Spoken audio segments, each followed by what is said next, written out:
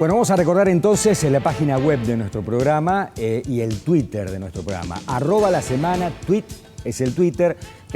Para pinchar el blog y participar, porque queremos que usted sea el protagonista, lasemanatv.com.ar, esa es la página web. Va al blog y usted propone su tema. Y vamos a arrancar con esto. Pero hay un par de tweets, vamos a tratar de adelantarlos. A ver, allí los tenemos. @lasemana tweet, me encanta que volvió la semana. Saluda a Adri y Nora de Sasipuede, felicitaciones por el tiempo. Bueno, muchísimas gracias. Gracias. Ahora lo tenemos aquí cerquita. A ver qué más. El ejecutivo del PAMI no tiene idea de atención al cliente, no puede pedir a las personas que no se enojen con sus empleados. Dice. Esto es en relación al tema de la semana pasada, justamente, que estuvo el nuevo titular del PAMI, José Arnoleto, aquí hablando con nosotros, hablando de la situación, de la corrupción en el PAMI, que no tiene, evidentemente, la misma virulencia que ha tenido en el conurbano bonaerense, ¿no? Donde las denuncias se siguen multiplicando lamentablemente y son millonarias las cifras de robo, sin dar tanta vuelta, sobrefacturando sobre pacientes y afiliados que ya están muertos, ¿no? Con medicamentos y medicamentos de personas que ya están muertas. Bueno, dijimos que queremos que esta temporada, este año, usted sea protagonista. Y surgió el primer tema de muchos seguramente que van a ir surgiendo. Nos interesó muchísimo porque es alguien que ha hecho un estudio concreto sobre la peligrosidad de la autopista Justiniano Allende Pose, que es la que une Córdoba con Villa Carlos Paz. Está con nosotros el ingeniero Humberto Capitanelli, que es docente de la UTN en riesgos en el transporte, perito mecánico accidentológico, especialista en seguridad e higiene. ¿Cómo te va? ¿Qué tal? Buenas tardes. Un gusto. Además vivís en Carlos Paz, ¿no es así? Sí, exactamente. Y haces todos los días el trayecto Carlos Paz-Córdoba. Hace ya casi 20 años que todos los días voy y vengo por esa vía. Y bueno, empecé a notar que con el paso de los meses y los años cada vez se va deteriorando más el estado de la misma. Y bueno, se me ocurrió hacer algo, porque un poco en calidad de vecino y otro en calidad de técnico. Y bueno, lo que hice fue el 11 de enero presenté una nota en el ERCEP solicitando, como es un ente regulador de servicios públicos, para que, bueno, intime a la empresa Camino a la Sierra para que ajuste los elementos de seguridad a las normas vigentes. ¿Y cuáles son los principales problemas? ¿Por qué es riesgosa la autopista? La autopista es riesgosa porque creo que no tiene un buen mantenimiento. Aparte hay muchos obstáculos que la tornan muy peligrosa. Respecto de la carpeta asfáltica, el principal problema es el deterioro de la carpeta asfáltica, pozos, deformaciones. Como que no es continua, ¿no? La mayoría es de concreto, pero hay partes que son de pavimento negro. Exactamente, claro. Hay muchos sectores que están bacheados, en realidad, ¿no? Sí, en realidad, digamos, hay ciertos sectores donde en la zona próxima a Causana, al country Causana, digamos, ahí donde hay mayor deformaciones en la carpeta. Incluso se ha hecho como una especie de badem, donde los ómnibus, para poder transitar por ese lugar, para evitar el salto, digamos, que origina ese badem, se desvían por la banquina, digamos, con la maniobra peligrosa ¿Por la banquina? que eso implica. Van unos 50 metros y retornan nuevamente la traza de la autopista, ¿no? Ajá. Y me decías que se han producido grietas a donde cuando llueve tarda en escurrir el agua también. Claro, y el otro problema importante es que por las juntas de dilatación que hay entre los paños de hormigón, después que llueve, digamos, sigue saliendo agua. Y esa agua, digamos, es muy peligrosa porque, bueno, puede generar lo que se llama el fenómeno de hidroplaneamiento. Es decir, que un vehículo que viene circulando, conducido por una persona, toma contacto con esa capa de agua y se forma una especie de cuña entre el neumático y el piso, y el vehículo pierde adherencia en uno de sus neumáticos y se produce un trompo. Y el trompo hace que el vehículo quede totalmente fuera de control. Y generalmente se va o al cantero central o se va a la banquina. Y ahí es donde tenemos el otro grave problema. Que son los obstáculos. Ahí estamos viendo fotografías.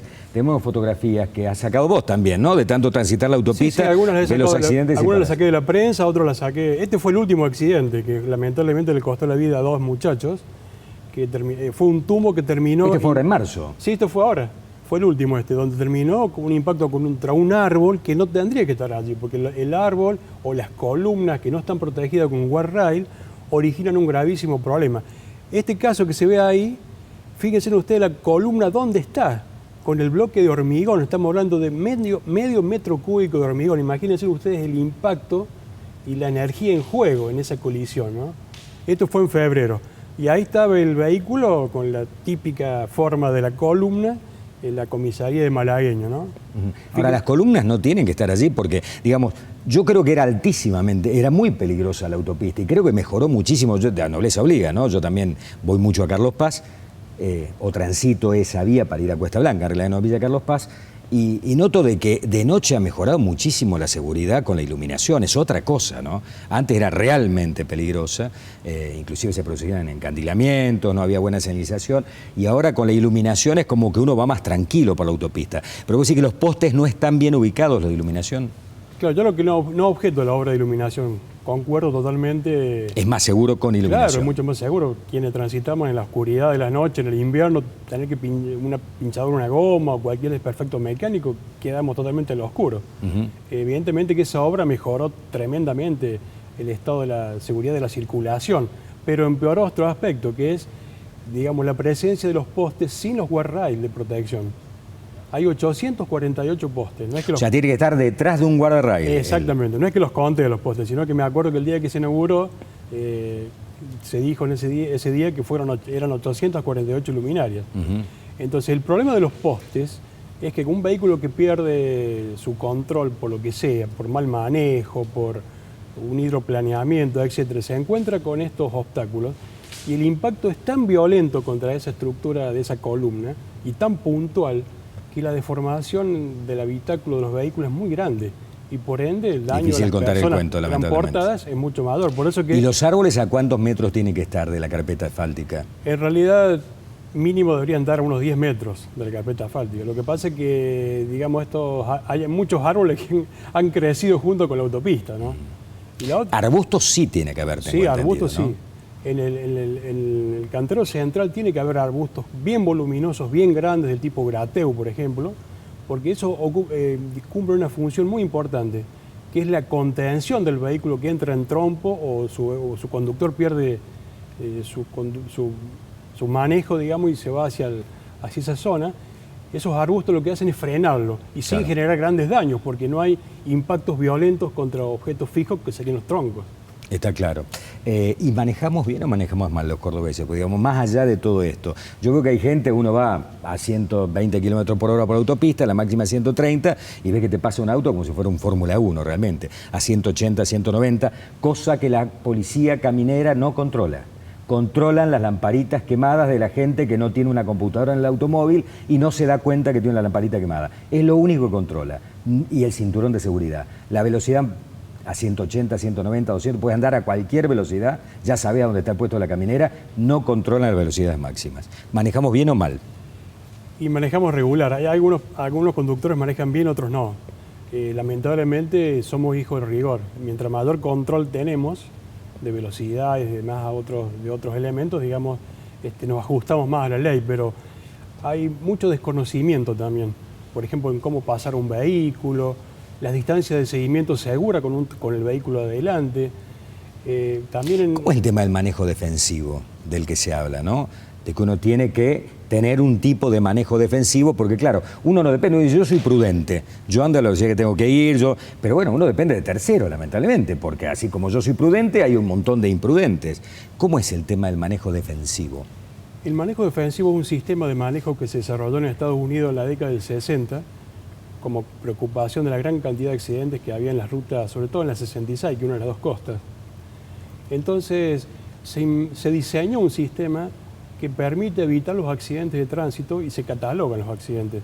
Choque en las intersecciones, choque al ser pasado, choque al pasar. Es decir, hay toda una tipología y una maniobra defensiva respectiva.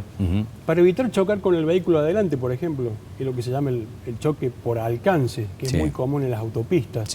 Últimamente se ve mucho en la autopista 9, el choque por alcance. Sí, el cóctel, ¿no? El camión que va a 40 y el auto que va a 180. Exactamente. Tremendo. Lamentablemente coinciden en la vía y el vehículo de mayor velocidad impacta al de menor velocidad. Sí.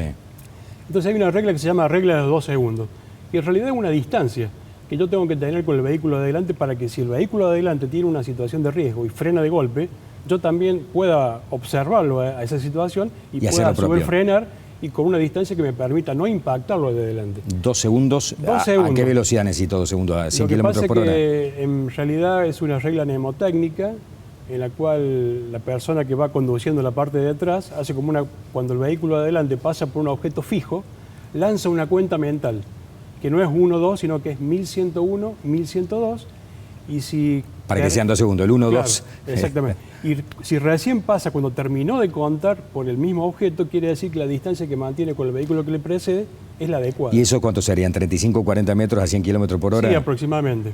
Siempre decimos manejar con distancia prudente también. A las mujeres le decimos, a mis hijas, a mi mujer, mantener una distancia prudente con el de adelante, ¿no? Porque es muy común también Y esa el choque distancia por varía, aproximación. por ejemplo, si está lloviendo, o el estado de los neumáticos, y por la visibilidad también. Ingeniero, te agradecemos que hayas estado con nosotros. Queríamos abrir con vos, leímos la información, nos pareció realmente importante hacer este tipo de cosas, que usted sea protagonista, que usted pueda tirar como él soluciones. O sea, esto no es una queja, sino buscar soluciones a un problema que ni siquiera es demasiado costoso, digamos. Mantener como corresponde la autopista y poner las medidas de seguridad necesarias. Gracias por haber estado con nosotros. No, gracias a ustedes Gracias. por el interés.